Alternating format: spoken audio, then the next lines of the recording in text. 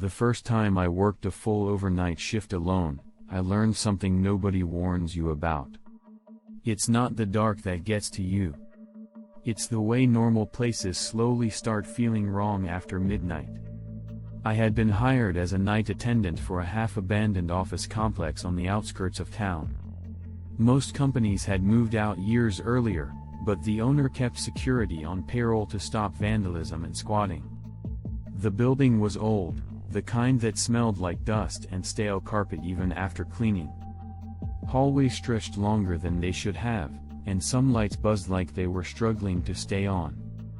Every hour, I walked the same route and scanned checkpoints with a handheld device. It was boring, repetitive, and honestly comforting in its predictability. Around 2:15 a.m., that predictability broke. One office door along my route was cracked open.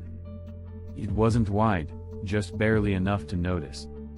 I stopped and stared at it longer than necessary. I knew for a fact I'd closed all doors earlier. I remembered checking that one specifically. I pushed it shut and continued my rounds. 20 minutes later, it was open again. This time, I checked the floor. Dust hadn't been disturbed. No footprints. No marks. I closed the door harder and radioed it in, even though nobody ever answered at that hour. A few minutes later, I heard something that made my stomach tighten. Typing. Not loud. Just faint, steady tapping. The sound drifted through the hallway like it belonged there. I followed it past offices that were completely dark, toward a wing that wasn't even part of my route. There was a dim glow coming from one office. Inside, a computer was on. The screen displayed a blank document. The cursor blinked slowly, patiently. No one was sitting there. No movement. No sound. Then the typing stopped. I stood frozen for what felt like minutes, watching that blinking cursor. I turned the computer off and left the building early without finishing my shift. The next morning, management told me that Wing hadn't had power in years. If this already feels uncomfortable, like the video and subscribe to the Haunt Files. Story 2. I never believed a house could learn your habits until I lived there. At the time, I was in my late 20s and trying to save money, which is how I ended up renting a 2-story house with 3 other people I barely knew. We weren't friends. We were just broke adults passing each other in hallways and kitchens, sharing rent and pretending that counted as community. The house itself wasn't creepy at first. It was older, sure, but not run down. Hardwood floors that popped when you walked on them. Narrow hallways. Doors that never quite closed all the way unless you gave them a shove. It sat at the end of a quiet street where streetlights went out one by one after midnight. The weirdness didn't start right away. It never does. For the first few weeks, everything was normal. We all had different schedules. One roommate worked nights. Another worked early mornings. Someone was always coming or going. Doors opening at odd hours didn't raise red flags. That's what made it perfect. The first night I noticed something was off, I woke up around 3:10 a.m. for no clear reason. Not from a sound. Not from a dream. Just wide awake, staring at the ceiling like someone flipped a switch in my brain. That's when I heard footsteps. Slow ones. They weren't heavy. They weren't rushed. Just steady footsteps moving across the living room downstairs. I listened for the familiar sounds that usually followed when one of my roommates came home. Keys dropping on the counter. The fridge opening. A microwave beep. None of that happened. The footsteps paced back and forth. Living room to hallway. Hallway to living room. Over and over. I stayed in bed, staring at my open bedroom door. The hallway light was off. The darkness felt thicker than it should have been. I told myself it was probably Mark, the night shift guy. Maybe he was on the phone. Maybe he couldn't sleep. It wasn't my business. Then I heard breathing. Not loud gasping. Just slow, controlled breaths. Like someone standing still and thinking.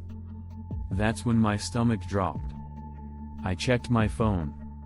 No texts. No missed calls. No notifications from the roommate group chat.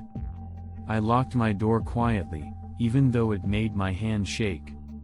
A few seconds later, the footsteps started again. Closer this time. The sound traveled toward the stairs. One step. Pause. Another step. Pause. I held my breath without realizing it. The footsteps reached the top of the stairs and stopped directly outside my door. The breathing was louder now, unmistakable, right on the other side of the wood. It stayed there for a long time. Long enough for my arm to go numb from gripping the sheets. Long enough for my heart to feel like it was punching my ribs from the inside. Then the footsteps moved on. They went to the next bedroom. Same pause. Same breathing. Then the next. Eventually, the house went quiet again. I didn't sleep for the rest of the night. The next morning, I brought it up carefully while we were all standing in the kitchen pretending to be functional adults. Who was up walking around last night? Everyone looked confused. Mark swore he was at work all night. Jenna said she slept through the entire thing. Alex shrugged and said maybe it was the house settling. That explanation stuck for about 2 days. The second incident happened a week later. This time, I didn't wake up naturally. I woke up because something brushed against my door handle. It didn't turn it. It just touched it. Fingers dragging lightly across metal. I sat straight up in bed. My door was still locked. I listened. The breathing returned, but closer to the ground now, like whoever it was had leaned in. Then came the whispering. It wasn't words. That's what made it worse. It was just quiet murmuring, like someone trying to remember what they were supposed to say. Pauses, then hushed sounds again. I texted the group chat with shaking hands. Is someone in the hallway right now? No response. Minutes passed. The whispering stopped. Footsteps retreated down the hall, slow and unhurried. The next day, Jenna asked why someone had stood outside her door last night. That's when the denial stopped. We compared notes. Same time window. Same pacing. Same breathing. Each of us had assumed it was someone else. None of us had left our rooms. We installed cameras later that day. Cheap ones, nothing fancy. One in the living room. One aimed down the hallway. Another pointing at the stairs. That night, we stayed up watching the feed like idiots tempting fate. Nothing happened. No footsteps. No breathing. No whispering. We relaxed way too fast. 3 nights later, the camera in the hallway sent a motion alert at 3:07 a.m. The feed showed the hallway empty. Then the audio captured breathing. The camera didn't move. No shadow crossed the frame. Nothing shifted. Just breathing, filling the speakers. In the living room feed, the couch cushions slowly compressed, like someone had just sat down. No one was there. The breathing lasted for nearly 7 minutes. After that, it stopped forever. No more pacing. No more whispers. No more signs of anything unusual. Almost like it had finished learning us. We didn't talk about it much after that. Life moved on. People moved out. The house got sold. But every now and then, I still wake up around 3 a.m. for no reason at all. And for half a second, before my brain catches up, I'm listening for footsteps.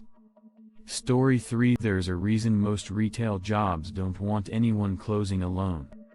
It's not just theft or safety issues.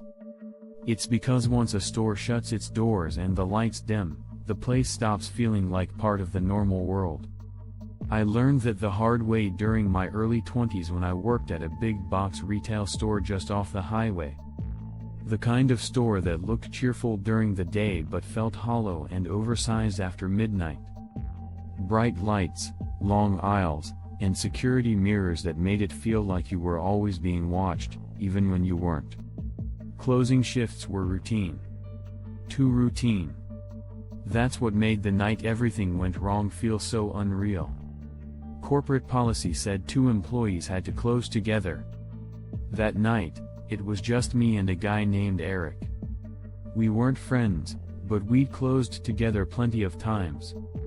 He was quiet, kept to himself, always followed the rules. At least, that's what I thought. We locked the front doors at exactly 10 p.m. The automatic lights dimmed, and the store fell into that artificial silence only empty commercial buildings have.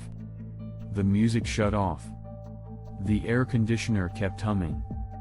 Every small sound suddenly felt louder. Eric went into the stockroom to finish up counts while I handled the registers up front. Same routine we'd done dozens of times. About 15 minutes passed. Then 20. I called his name over the store intercom. No response. I figured he had earbuds in or was zoning out. It happens. I finished the last drawer and headed toward the stockroom, pushing through swinging doors that clapped shut behind me. The stockroom was huge. Tall shelves stacked with boxes, narrow aisles, and just enough lighting to leave half the room sunk in shadow. It always smelled like cardboard and dust. "Eric?" I called again. Nothing. I checked the loading bay. Empty. I checked the back office. Lights off. That's when I noticed the stockroom emergency exit door. It was cracked open. This wasn't just against policy. It was impossible. The door was alarmed. Opening it without authorization would have set off a loud siren and alerted security automatically. There was no alarm. No warning. Nothing. I pushed the door fully open and stepped outside. The night air rushed in, cold and quiet. The alley behind the store was empty. No cars. No movement. I felt stupid standing there, so I went back inside and radioed Eric. Still nothing. I checked the security office next. The cameras showed him clearly entering the stockroom about 30 minutes earlier. I rewound the footage. He walked in. And that was it. No footage of him leaving. No alarms. No gaps in the feed. My skin crawled. I called the store manager, who told me to leave immediately and call local police from my car. Corporate could sort it out later. I didn't argue. Police arrived quickly and searched the store. They found nothing that night. No signs of struggle. No evidence at all. Just an open exit door and a missing employee. The store closed for 2 days. When we reopened, we were told Eric had quit without notice. That was the official story. No discussion. No questions. But things weren't normal after that. The first strange thing was the alarms. They started triggering randomly between 11 p.m. and 3 a.m. motion detectors in aisles no one had touched. Doors that supposedly opened and closed on their own. Security footage never showed anyone. Then employees started hearing footsteps in the stockroom after closing. Boxes shifting. The sound of someone walking behind shelves, always just out of sight. One night, I stayed late again, reluctantly, after being reassigned to closing shifts. This time, there were 3 of us. Strength in numbers. While counting inventory near shelves where Eric used to work, I heard someone call my name. It was quiet. Familiar. I turned, expecting one of my coworkers. The aisle was empty. The others swore they hadn't said anything. A week later, someone found handwriting on a clipboard in the stockroom. Notes that matched Eric's handwriting exactly. Inventory counts he wasn't scheduled to do. Dates written after the night he disappeared. Corporate removed the clipboard and told us to stop talking about it. Eventually, management quietly admitted something off the record. Eric hadn't quit. He'd been letting someone into the store after hours for weeks. A friend. No cameras caught faces. No names were ever confirmed. On the night he vanished, something went wrong. What exactly went wrong was never shared.